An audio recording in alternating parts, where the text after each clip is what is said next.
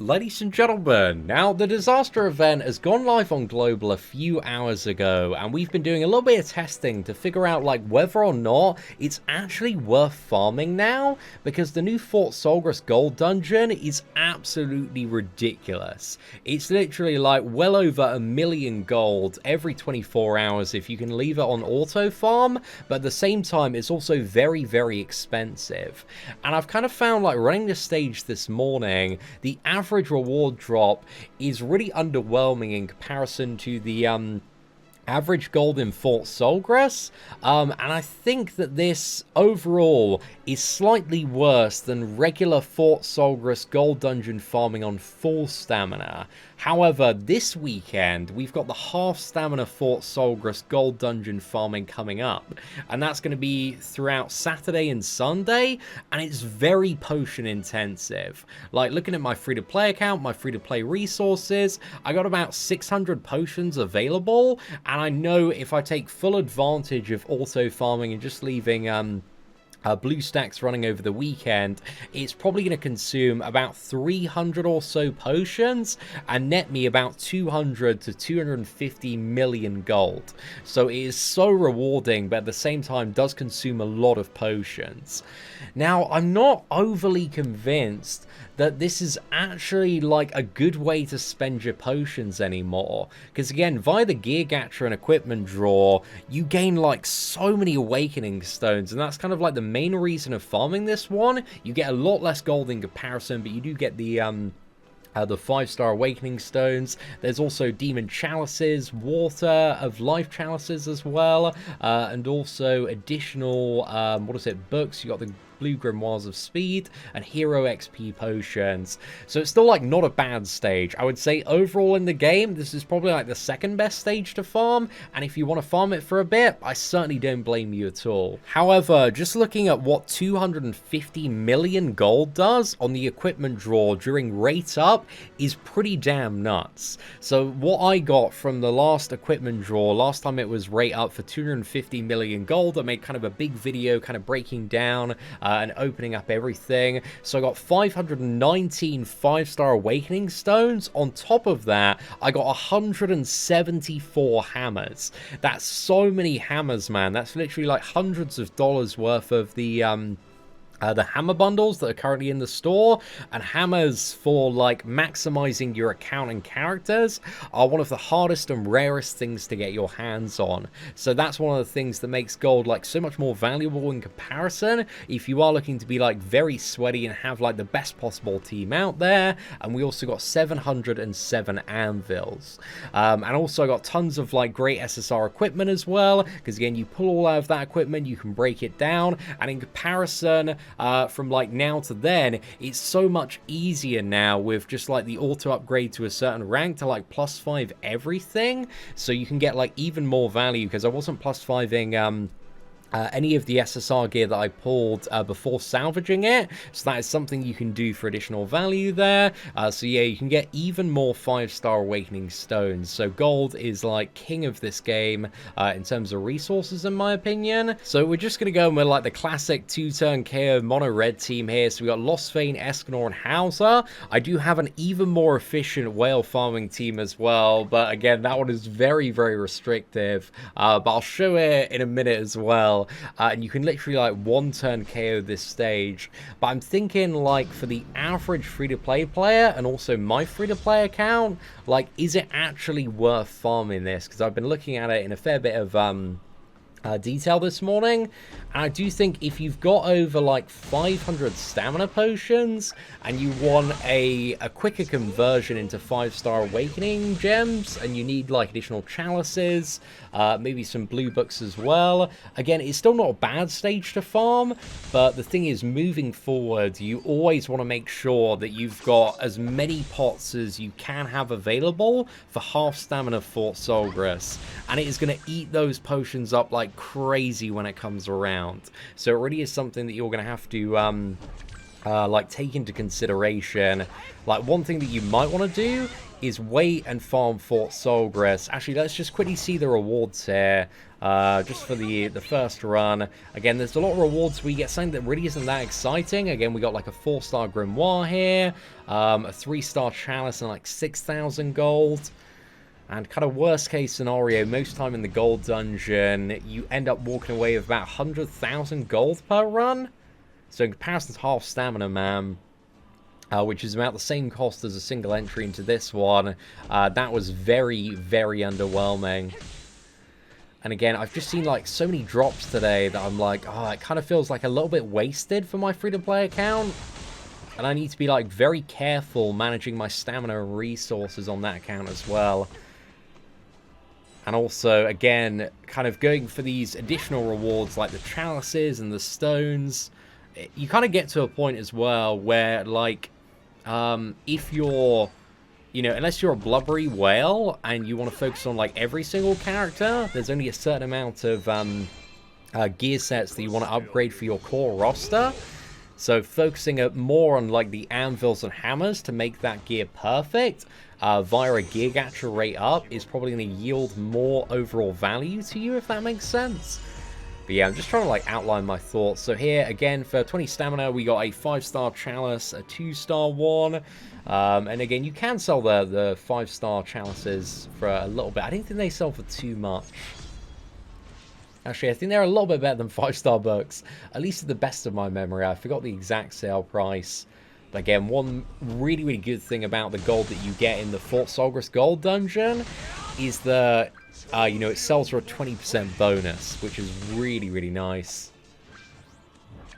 So here, again, one of the biggest things if you are running the mono red team is that Lostvane always has the lowest health, just so people go into him. So I've taken off his health cosmetics as well. But this is just like a really nice and easy auto-farming team. I will show you the whale setup in a moment as well, but this one's just really, really consistent. Also having Lostvane left side means that unless he gets Merger, he's not going to use that single target card first turn. So yeah, you always have the, what is it, the Golden Cleave second turn just to clap into the opponent, which is really, really good. So yeah, he's just a really solid option for auto farming that stage. But again, like looking at like just 3 runs there. Again, some runs you are going to get luckier, some runs you are going to get unlucky. But there's like a lot of wasted runs. So in comparison to the Fort Solgres Gold Dungeon as well, I'll just do like a quick comparison here to show you like 10 skip tickets on both of the stages. Just show some like average drops and stuff. Let me just like almost fully max out my stand potions here, just so we can do this. So yeah, 10 skip tickets here. So we got an SSR chest, a 5-star chalice, 2 SSR, 4-star chalice. So we got 5-star awakening stone there, which is really, really nice. So some of them are all right, and some of them are a little bit dead in comparison. You know, I think probably like the best and most valuable one is this one, I would say. There's like a lot of ones that really aren't like that exciting for the most part. But let's have a look at the sale price of a 5-star chalice as well. I just want to like double check that out, because I don't think it's anything like too substantial here. Oh, it's not 6-star one yet, it's only 5-star here. So that's 36k. It's kind of like another SSR chest almost. So yeah, it's alright. It's a nice like additional chunk of gold, and you're going to have like a few of those in excess as well.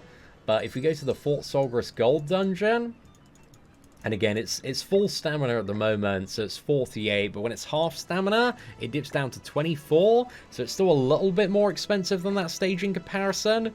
But also, there'll be like more base gold during the weekend as well, because I think there's like a double gold bonus increase. But just do 10 tickets on this in comparison here. Again, 2 SSRs. 3 SSRs and 2 SR there. We got 2 UR chests there, which is really, really good. And the whole time you're filling up this meter to get an additional SSR as well. So again, it's about the, you know, during half stamina, almost the same stamina, but consistently you're getting even more gold. And yeah, if you like strike it lucky and get UR chest as well, then your gold goes up really, really substantially. So I would say that overall, I do think Fort Solgres like Gold Dungeon is still like the absolute best during a half stamina weekend. But maybe outside of half stamina. The Eastern stage like does come very close in terms of value overall, but if you're a free-to-play player or a bit more of a budget player, then you're really going to struggle having enough potions to farm Fort Solgres during every single half stamina weekend, because again, you got like 2 days farming, 12 days break, and it's literally going to burn like, you know, 250 to 300 potions if you get your team right, and you're just rinsing it throughout the 48-hour period there. So yeah, it is just something to like keep in mind and think about. I don't think it's bad to farm the Eastern stage a little bit, but you got to be very careful not to over farm it and kind of wind yourself in the situation where you're going to be lacking on the potions to farm Fort Solgres Gold during half stamina, because overall I do think that is now like the best farming value in the entire game. Now, just to show you as well, mad love to my boy Bob Jones and Rizzo. They came up with this absolutely insane whale farming team using a Mega Rugao, the Green D Meliodas, Halloween Gotha, and Alioni for this stage, and this is like by far the best team because about 50% of the time you can get a one-shot if you get good crit RNG on Gotha and also Green Meliodas.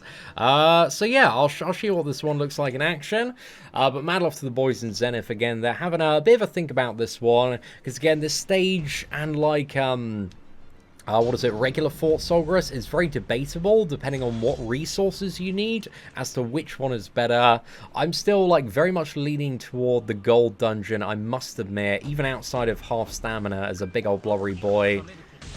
Because again, like, I've got so much gold now that I'm going to have all the Awakening Stones I'm ever going to need. So it's like the only thing I'm really concerned about is like maximizing the amount of hammers I can get. But also on the free-to-play account, I really also want to maximize the amount of hammers I can get as well, because I need like that additional power to sort out and perfect some of my sets. So again, this is a bit of a different video today. I've spent a lot of time kind of contemplating stuff and thinking about this event, but I think it's very important that you try not to over-farm this event, because again, you are not going to be in a great mood if you get stuck, what is it, without potions during a Fort Solgres half stamina weekend.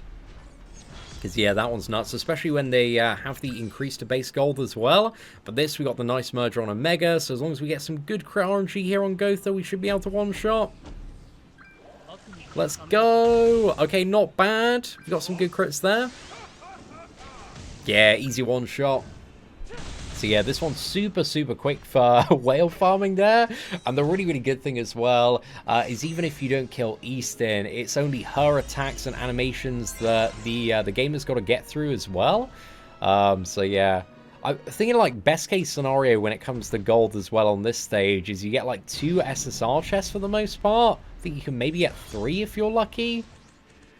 And yeah, that's like pretty average scenario when it comes to the gold dungeon as well. So yeah, I'm 100% convinced after everything I've seen today so far that the best overall farming stage value is in half stamina Fort Solgres.